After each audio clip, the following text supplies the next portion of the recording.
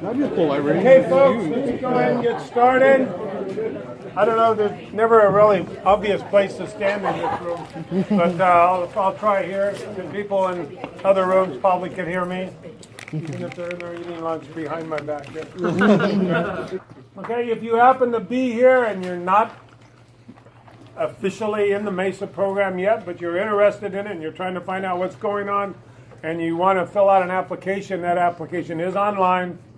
Either go to our MESA site, or we have the little cards that has a little QR scan code on there if you want to go ahead and fill out an application on your phone. Either way. As usual, I'll go through, and we have quite a few new people, so I'm going to go through just a little, the usual kind of protocol. I'll go through it fairly quickly. Our MESA hours, we're trying to stay open right now, 8 to 9, or if I read that correctly. I have to put glasses on. Okay. Between the hours of 8 and 5, we do have official MESA directors here. I'm here in the mornings from 8 to 11, Monday through Thursday. Friday afternoons from 1 to 5. Michael's here pretty much, 2 days 11 to 5 and 2 days 10 to 4, right? Tuesday, Thursday is 10 to 4. Correct. Monday, Wednesday, 11 to 5. Okay, so again, my policy, and it seems to be close to his, if the door's open and we're sitting there in our office, come on in. You can ask a question, knock on the door or whatever. Obviously, if we're in there with 2 other students, maybe wait till we're done and everything like that. We do try to keep the center, it's always a problem with a lot of students, to keep it at a noise level so that students can actually come in here and study. And of course, that's what we're all about first, is studying.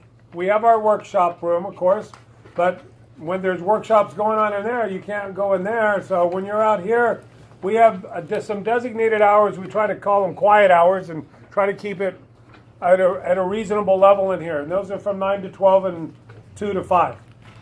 Okay? In between there, people coming out, getting lunch and things like that. And there's always going to be a little bit of noise, and sometimes I'm guilty of it. I'll come out here and start talking to somebody, and I'll talk way too loud, and we'll be laughing and making noise and stuff. But don't be shy about asking somebody. We're over here studying for a test, and we're trying to be fairly quiet, and our test is in 40 minutes, and I know we shouldn't be studying the last 40 minutes because we should already be ready for the test. But I know that doesn't always happen. Okay. Fishbowl, as we call it, is for the workshops. There's a schedule on the door. When there's a workshop scheduled, do not go in there and figure you can kind of camp out. Well, there's only 2 people in there. I'll sit at the other end of the table and all these sorts of things. There are some blank times on there. Obviously, when there's no workshop, obviously you can go in there and study, and that's, you can either make that a quiet area, or if you want to go in there with 3 or 4 other students, and you guys can talk it up and work on the whiteboard or white wall or whatever we call that space in there.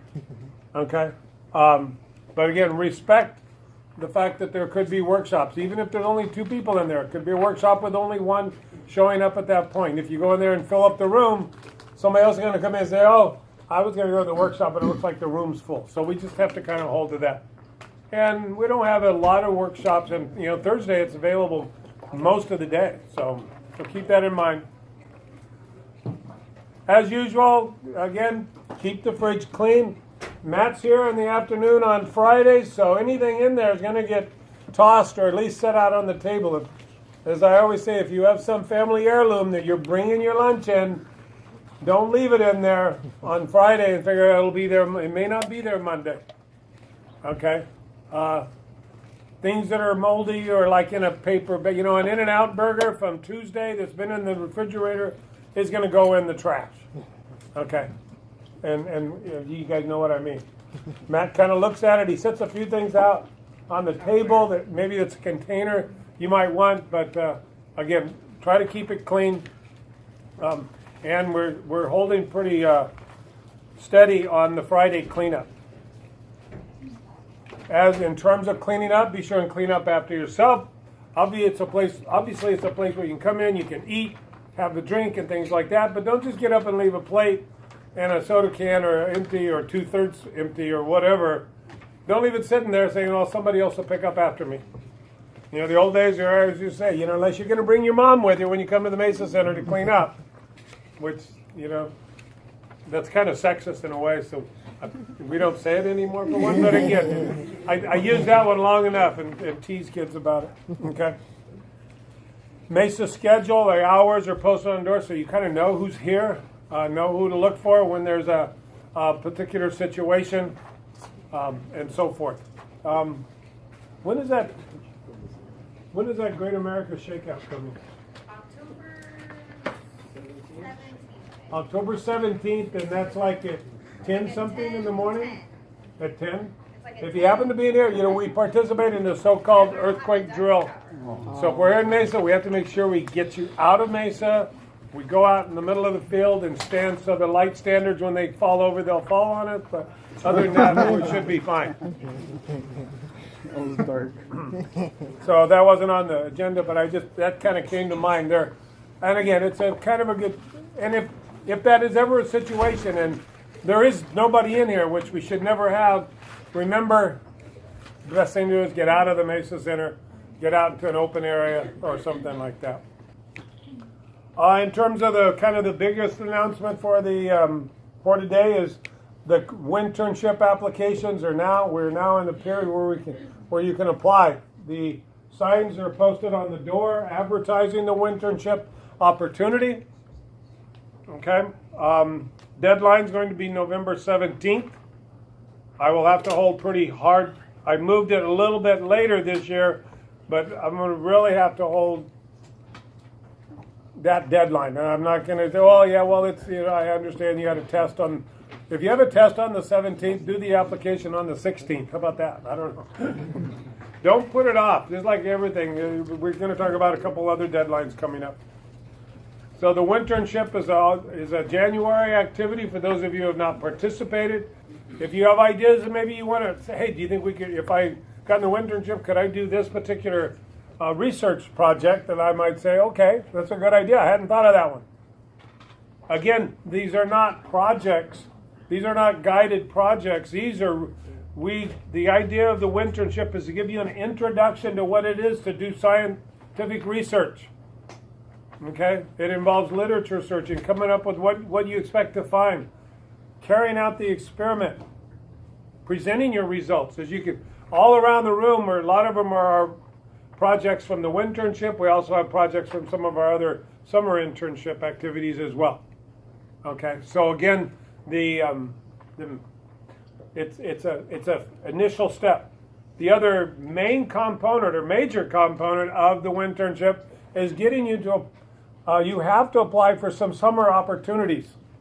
Summer opportunities or internships are so important nowadays. If you don't, you know, especially in certain areas more so than others, but it's not uncommon now, especially in engineering programs. If you haven't done a summer internship, you won't get your degree. Okay? They'll say, well, you still need to, you know, we'll do one here this summer or something like that. They're becoming more and more necessary. And it used to be, community college students don't have to worry about that. They can do it after they get there. Well, by the time you get to the 4-year school, you may only have one summer, right? To actually, you know, if you finish in 2 or 2.5 years, you only have a summer in there. So to get an opportunity to do an internship. They're also very useful in terms of helping you determine what direction you might want to go in your career. You know, you might say, well, I want to do, I want to do physics. Physics is a great career. Physics is a great degree, right, Fred? Yes. Yeah, absolutely. You can't beat physics as a degree. Definitely. But after a while, you might start thinking, gee, what the hell do I do once I get a physics degree? Anything you want. Right? Anything you want. Physicists can do everything. That's a bumper sticker. I've seen that one, right? Yeah. All right, so again, if you're interested, I don't know yet at this point how many we will be able to offer. I'm, probably around 15 for sure. But beyond that, we'll take some extra legwork in terms of trying to get the funding. Students who participate get a $1,200 stipend for the month. And where you don't have to, I know that's a month you're off from classes and stuff like that. A lot of people try to get a part-time job or something, make a little money.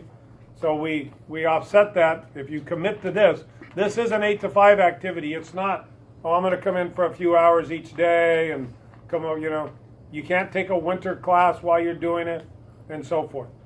Okay? It's a little more intense than that. Somewhat related to that, I'm also going to, and this is this activity that's next on the agenda for anybody who's looking at it, I'm going to call them a Steminar. The first one I'm going to be doing, these are directed toward our NSF STEM scholarship recipients. They must participate in this Steminar or one in the spring in order to keep their scholarship. Okay? The first one I'm going to do is going to be essentially part of the winter program, and that's applying for summer internships. The process, how you search for them, how you find putting an application together, and so forth. In fact, there will be two.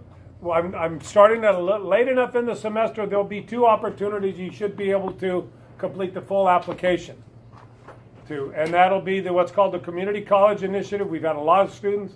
That's summer internships through the Department of Energy that are only available only for community college students. I got the only in the wrong place, I think. All right? So it gives you a little better shot. We've had pretty good success with those. And then the other one is the NASA opportunities through their so-called one-stop shopping initiative or something like that, OSSI. That maybe doesn't mean much to anybody right now, but it'll mean a little bit more. And again, that will be advertised, clearly advertised. It might be kind of weird times because I'll try to throw it out there at a time where I hope everybody can, maybe have an opportunity to attend. But it'll be open to anybody. Okay? Don't know exactly where we'll do it. If I do it late enough in the afternoons or in the early evening, we'll do it here in Mesa. I think would probably be as good a place as any to actually do it. Okay? So keep your eyes open for that if you are interested. If you're thinking of applying for the Winternship, and you can do both. And that just gives you kind of a leg up on what you've already started. One of your tasks will be during the Winternship. Okay? Extremely important to try to get into some summer opportunities, some research and research experience. More announcements. UC applications are now open. You can actually get online, start filling out your application for UCs. You can't submit until after November 1st. So you have 30 days to think about it, I guess. And I know the way a lot of our guys procrastinate already, I doubt if anybody starts until November 1st. Remember, try to get it done early. Set a target date of like November 10th or 15th. Okay? Don't set your target. Well, I'll set my target date as November 29th. That way I have an extra day, just in case things don't work out. The CSU applications are now open and they can be submitted. They allow the full 2 months. And the COD Transfer Center has a lot of workshops. We didn't have enough copies, or we put them out on the table. It's also posted over here on the board. They have workshops for CSU applications, for UC applications. I think the CSUs start first because you can do it sooner and submit. The UC application workshops are a little bit later. The dates are on there. And to go along with that, of course, there's the College Transfer Fair. That's on October 11th at the Hilb Center from 10 to 1. Great opportunity to go over and visit some of the schools that you might be applying to or thinking about applying. And I always recommend, do not say to yourself, well, I'm only going to go to a UC. I'm not going to bother with a CSU. The CSU system is very strong. They do quite a bit of research now. They're different than they used to be. They really are. Fred's a product of CSU system, right? Michael's a product of the CSU system. I'm a product of the CSU system back when we used stone tablets to do our homework on. You got to use a chisel? Not quite that bad. I always had trouble with the integral symbols. Okay, so, and again, I'm not just promoting the CSU system. They're all good. Okay? You'll get as good an education as you're willing to put into it yourself. Ask Efren. Okay? And Matt's around somewhere. So again, there's a lot, you can talk all day about the good points and bad points about different schools and which one you should choose and everything like that. My other recommendation would be to try to narrow down your choices at this point. Don't apply to 14 colleges because you're only going to go to one, and probably half of those 14 you're probably not going to go to anyway, even if you get accepted.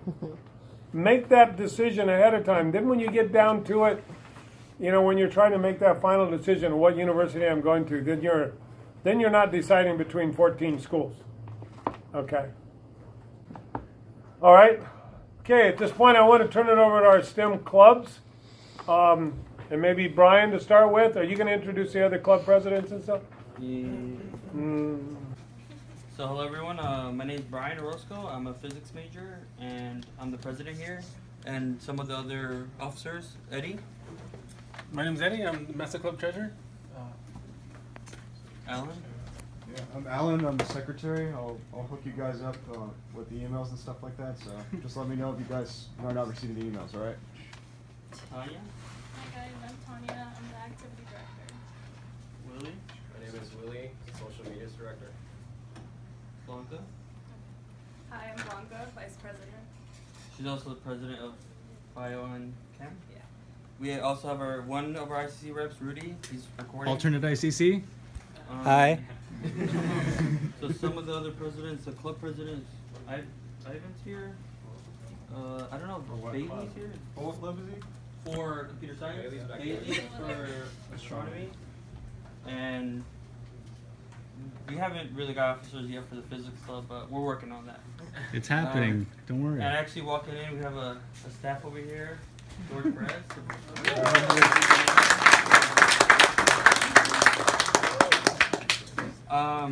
So we actually need one ICC rep for this semester. We have Rudy can do it next semester, but something happened. We don't have one for this semester. So if anyone is interested, please just talk to one of our officers or me or Hillary or anyone that you come in contact with, and just let us know so we can set up some dates. Usually for the ICC meetings, they're going to be on Wednesdays at 2 o'clock at the Ascot conference room, which right next to Beach, so connected to Beach.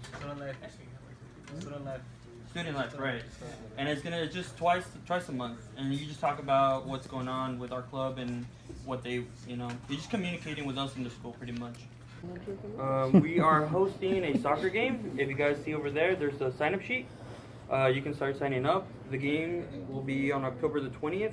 I believe it's a Friday at 6 p.m. And we are gonna work to see if we can get the field right here across the street, or no, right here in front of us. The football field, by the football field. Yeah, right here. So yeah, sign up to, we can make teams for that. Tomorrow we are having a game night we're gonna do board games. So if you guys want to come and hang out and just play some games, we have all our games are in that room over there. So there's a bunch of board games, and it will be from 5 to 9 p.m. tomorrow. We are trying to do a trip to Mount Wilson, which has a 60-inch telescope, which is I think one of the biggest ones.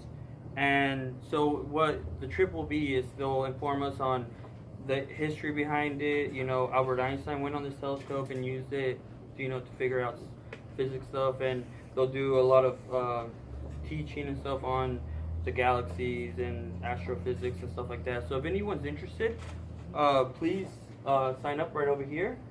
We don't have the exact date and time for it. We're going to announce at the next meeting, but it will be sometime in November. We just want to see if anyone is interested for it.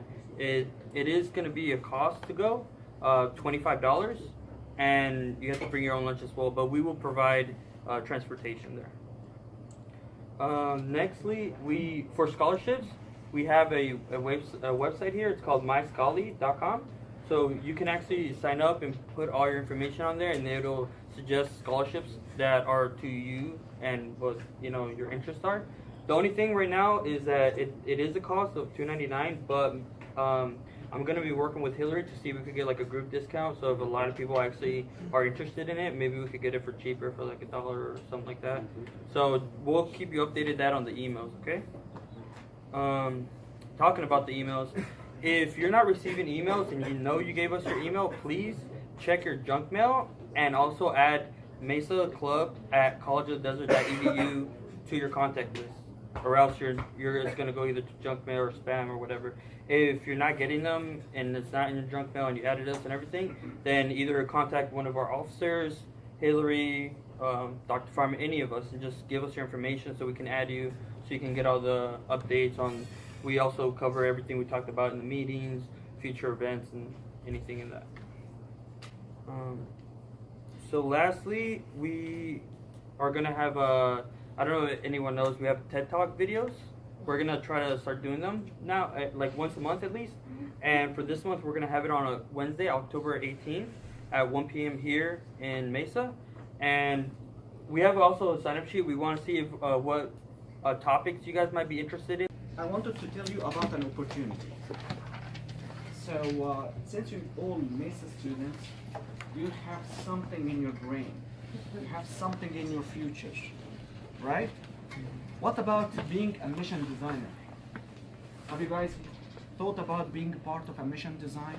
A real space mission design? Something that you're going to build by your hand and launch it to space? That's pretty cool. NASA just announced like last August an opportunity for accepting proposals to send CubeSat to space. We are currently working on one of those proposals with some of your students. Actually, there are also STEM and MESA, and we are planning to compete. If we are selected, NASA is going to secure the launching for free for us. Oof. 300,000. In addition to that, we are working also part of our proposal. We're going to build a ground station, satellite ground station. We'll be tracking satellites. You are going to learn how to build satellites from scratch, and you are going to build your own satellite, hopefully. And hopefully it's going to be launched, and you are going to be communicating with that satellite. In other words, you are going to receive the downlink, do data analysis, and list opportunities. There is a house for computer science, computer engineering, mechanical, electrical, all the span. Are you guys excited about that? Yeah. Alright, so if you guys are excited, I would love to see your name in this sheet. Write your name and you will be part of it. Alright? ID number 2. Social Credit card. ID number 2. Okay? So once we're done, you guys, I will be here. You can go ahead and write down your name. If you have questions about the program, please let me know, and we can go from there. Oh, sorry, I didn't mention that. So CubeSat, which is satellites. Satellites, but they are very, very small in size. A 1 unit satellite is about 10 centimeter cube. And they are functional. They have been launched into space. The program started the idea started really recently. We are talking about in the 2006, we had about 6 CubeSats in space. In 2017, we have over 200. Wow. So we are growing, and the field is growing. You will be securing your future job with that.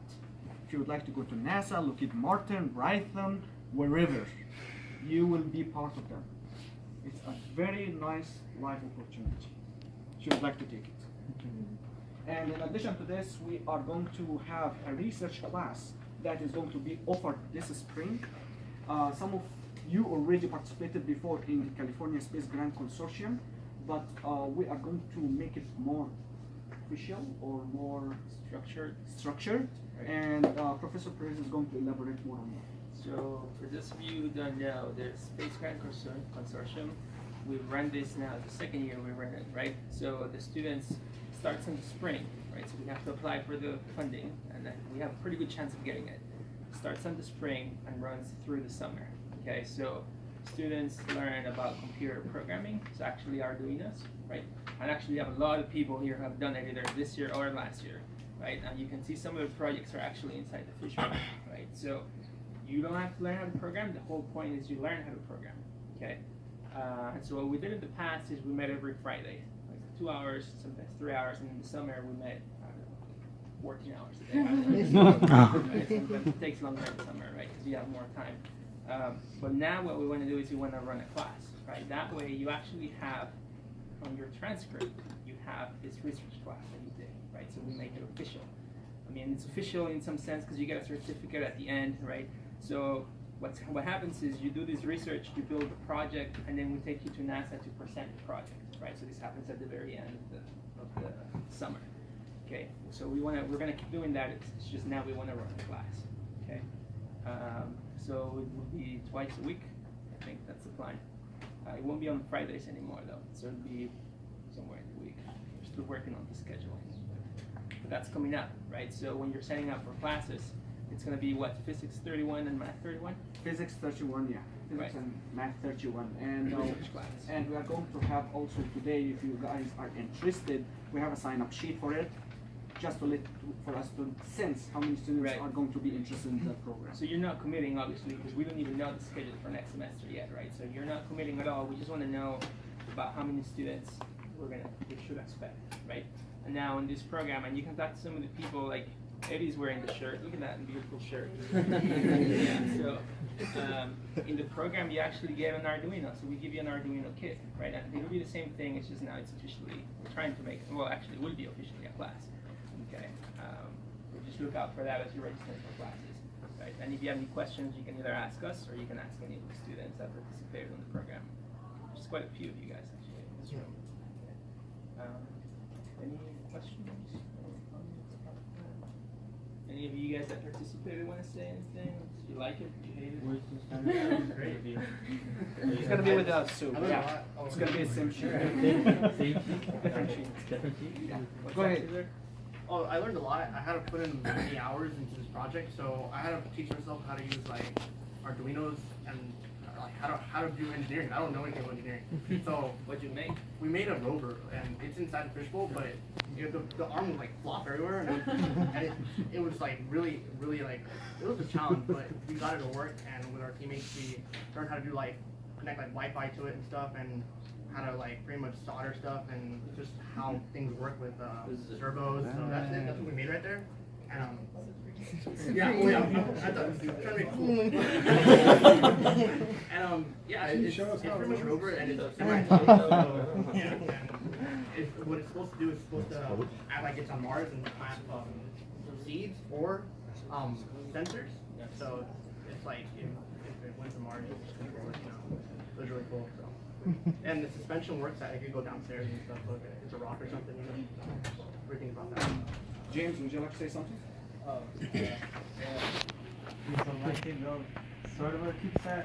We just collected methane and pressure values, and we couldn't fly it over the Salton Sea because we just ran out of time. So we just flew it over the COD, and we realized that the altitude was working, the methane was working, and it was a successful project for sure. We were writing research on it, and I guess I don't know when ended up happening with that, but we submitted it to Elshafie, and from there, probably this year we could probably continue it. Hopefully, yes. Yeah. But I didn't know anything about Arduinos either, and now that I'm taking the computer science class, I'm starting to learn how to program and everything, and starting to get the scope of what to do. And that's pretty much it. You guys should apply for sure, though. To add on to that, while it's very popular to build a rover with Arduinos, it's kind of like one of the go-tos. They're very versatile. Like these guys built a 3D printer and they did like a really good job, and these guys are doing like sensor logging and data logging. So there's really no limit on what you can't do with an Arduino. And also, again, none of these guys, I myself, didn't have any experience, so don't be afraid to apply. It's really cool. But you, Eddie, what did you make? So we did it not this past year, but the year before, and we kind of figured, being a biologist, we actually repurposed an old fridge to make an incubator, a bacterial incubator, and we actually tested our system, which could control for both temperature and humidity, against the school's thermal fisher unit, and our results were pretty much on par with theirs. And How much you spent on this one? less than $100. How much is the school? The school's is actually like $2,000. Oh. And so yeah, that's kind of fun. That is actually one of the purposes of this program. Like, you are going to invent, not invent. You can invent. You guys are inventing. That's completely true. You are inventing in your ideas, you are inventing in your theories, so you are contributing something to the science, whether you feel it or not. Whether you have a good data or bad data, there is nothing called bad data. You are going to learn something out of it. So be persistent, have the future in front of you, and think forward. So be on the lookout. I think it's a 2-unit class. Is that right? It is going to be a 2-unit. So just be on the lookout for that. And I guess we'll have a sheet at the end. Yeah, we're gonna have a sheet. So if you guys are interested in both, I have both sheets. Anyone has anything else? Yeah, that's pretty much it. Thank you. What's up, Matt? Two things. First, Yes. we have a walkthrough at 2 p.m. of MESA. So Okay. if we could please clean up, that'd be fantastic. Second thing is, I heard it was someone's birthday. Oh, that's right. It was a couple days ago, wasn't it? Oh, happy birthday to you. Happy birthday to you. Happy birthday, dear Jorge. Happy birthday to you.